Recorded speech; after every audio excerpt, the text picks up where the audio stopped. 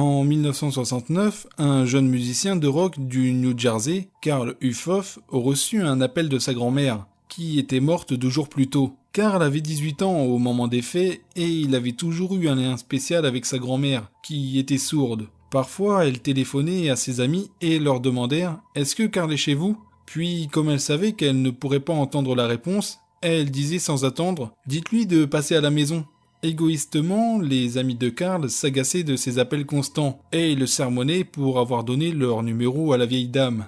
Carl fut bouleversé par la disparition de sa grand-mère, et comme il ne croyait pas à la survie de l'âme, il ne pensait plus jamais l'entendre. 2 jours après sa mort, Carl se trouvait dans le sous-sol d'un appartement de Montclair, dans le New Jersey, quand la mère de l'un de ses amis descendit le chercher pour lui dire qu'il était demandé au téléphone. Carl monta aussitôt, puis il prit le combiné et une vieille femme commença à lui parler, qu'il reconnut immédiatement comme sa grand-mère.